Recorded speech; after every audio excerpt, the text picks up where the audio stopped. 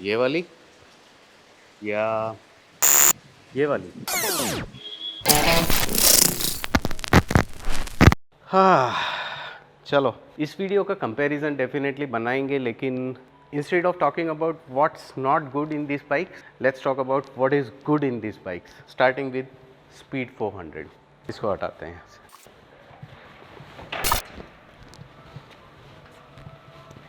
Feels very light. Okay. First and foremost, the best thing about this bike is the engine. Power and performance के मामले में ये bike जो है ये अल्टीमेट है। Feel the power of this bike. क्या बात है, बाइक जो है गोली की रफ्तार से जाती है। यहाँ पे देखो बड़े आराम से इत्मीनान से थर्ड गियर 30 पे चल रही है, चलती रहेगी ये bike. In fact, I could have been in the fourth gear also. Whenever I need to commute quickly, this is my choice. Speed 400.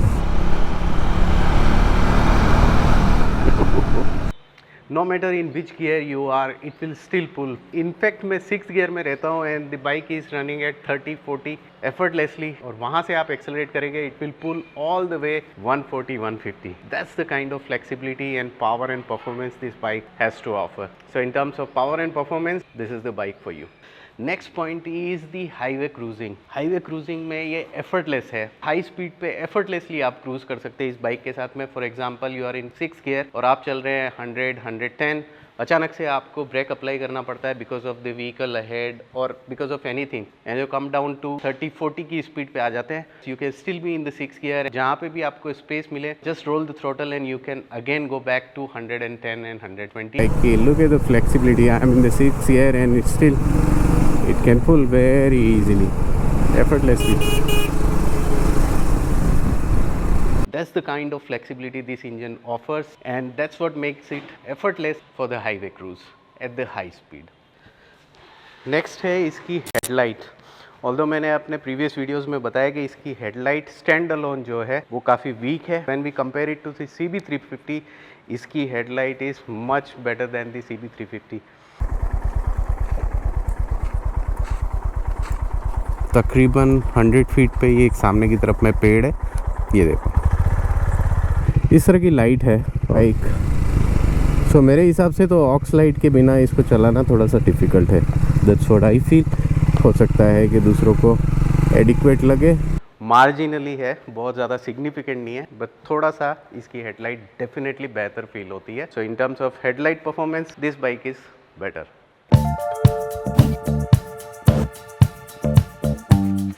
Next has to be the suspension. Beautiful suspension. I think in this segment इससे बेहतर suspension किसी भी bike के अंदर available नहीं है। अपने road के जितने भी अंडुलेशंस है ईजिली एब्जॉर्ब कर जाता है। आप स्पीड ब्रेकर के ऊपर से जाएंगे तो बाइक बहुत ही कंपोज रहता है, आपको जर्क फील नहीं होता है। छोटे मोटे पॉटहोल्स के अंदर से आपकी बाइक निकल जाएगी, आपको ज़रा भी तकलीफ नहीं होगी, एहसास ही नहीं होता है। इतना कंपोज्ड एंड बढ़िया सस्पेंशन है। This USD are excellent. न केवल दिखते अच्छे हैं, दे परफॉर्म ब्रिलियंटली। और इस तरह का suspension I don't think that any other bike in this segment offers. One of the best suspension in this category. Superb.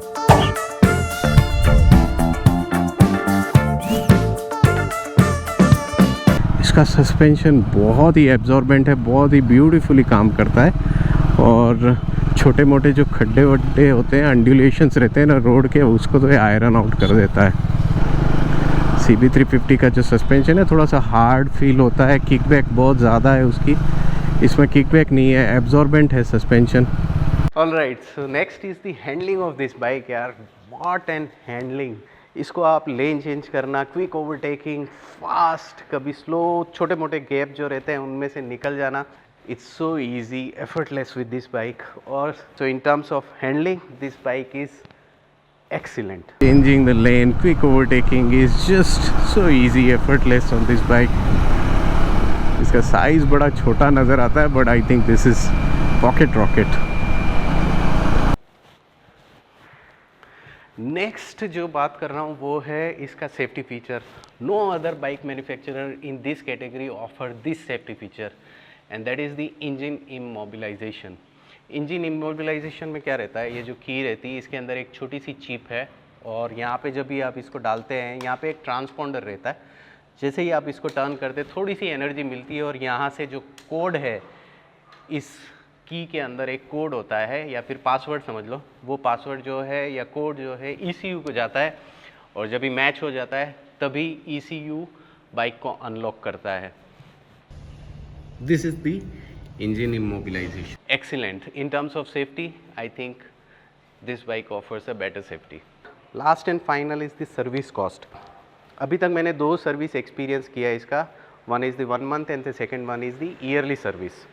और जो लास्ट ईयरली सर्विस कराया था उसके अंदर मैंने जो लास्ट ईयरली सर्विस कराया था costed me 2500 rupees. I am really happy to see that this is meant charges, so सब निकालने के बाद में it costed.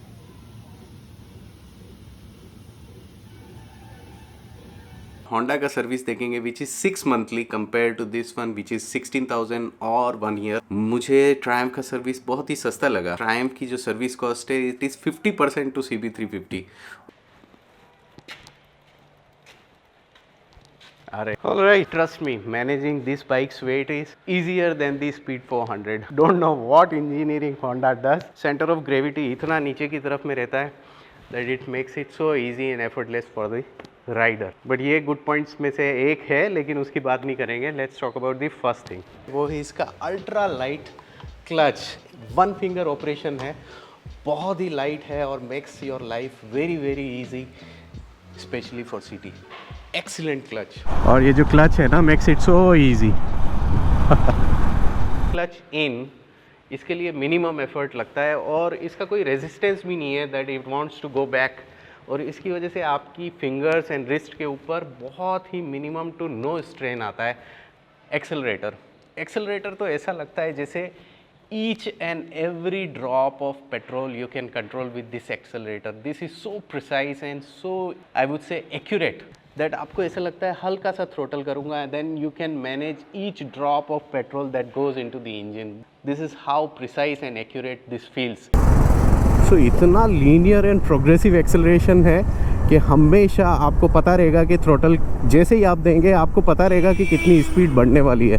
So it will never shock you, so you will always feel under control with this bike. That's what makes it so easy and effortless for the city. Slow speed पे ये bike इतनी ज़्यादा stable रहती है कि आपको effort लगाने की ज़रूरत नहीं है। कहीं ना कहीं आपको ऐसा फील होगा कि bike is assisting you to balance itself. So आपकी जो एफर्ट्स हैं वो बहुत कम रहती हैं और इस वजह से आपको इसको स्लो स्पीड में चलाने में कभी कोई परेशानी नहीं होगी। बहुत इजी है। नेक्स्ट बहुत ही इम्पोर्टेंट है, वो है माइलेज। इस बाइक से मुझे मिला है 33 to 35 kmpl in the city और हाईवे पे मिला है तकरीबन 40 to 44 kmpl।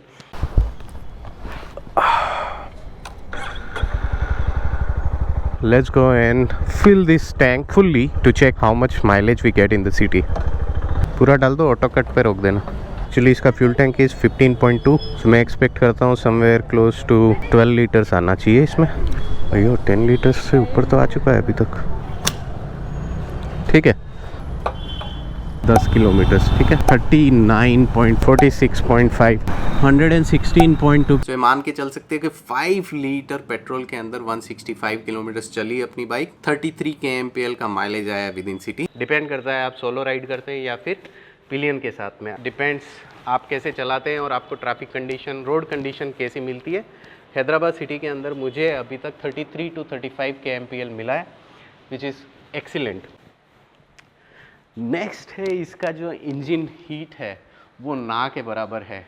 मैंने इसको कई बार इसके इंजन को टच किया है after riding it for 30-40 minutes in the city, और मुझे कभी भी टच करने के बाद में कोई भी बर्न सेंसेशन नहीं आया। So I have never got burn because I touched it. So when I touched it, it was all okay, it was doable.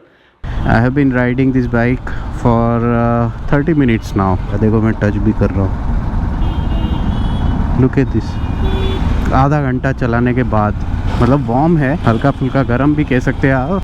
ऐसी हिमाकत आप किसी और बाइक के साथ में नहीं कर सकते हैं इन दिस सेगमेंट। इसी वजह से ना तो इसको ऑयल कूलिंग की ज़रूरत है, ना ही लिक्विड कूलिंग की ज़रूरत है। air cooling is good enough. All right, next is the pillion comfort. अगर पिलियन कंफर्ट की बात करेंगे तो पिलियन अगर कोई मेरे जैसा है या मेरी साइज़ का है बट राइडर के लिए अच्छा स्पेस रह जाता है। पिलियन के पास में भी कंफर्ट है। This back rest really helps. थोड़ा सा पीछे रहता था बैक रेस्ट तो बेहतर रहता था। विदाउट बैक रेस्ट भी सीट स्टैंड अलोन के अंदर ज़्यादा कंफर्टेबल है for pillion.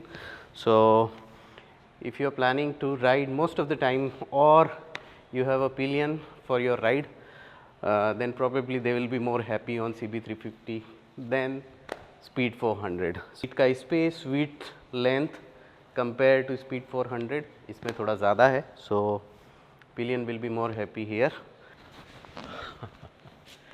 Next is the navigating the instrument console. Very easy compared to Speed 400. Let me show you. These are the switches and you can navigate the entire menu from these switches except जो कि अपने को traction control या उसको on off करना है वो यहाँ से करना है। जैसे ये अप एंड डाउन जाता है तो इसमें आप you can go in both the direction, forward, you want to come back, return. इसके बाद में अगर आप देखते हैं यहाँ से भी ये ऑपरेट किया जा सकता है। ईज ऑफ यूसेज के अंदर CB350 actually is better. Last and final चीज़ जो इसमें मुझे अच्छी लगती है वो है इसके dual horn. Loud enough, not very loud, but loud enough to actually grab the attention and get the way.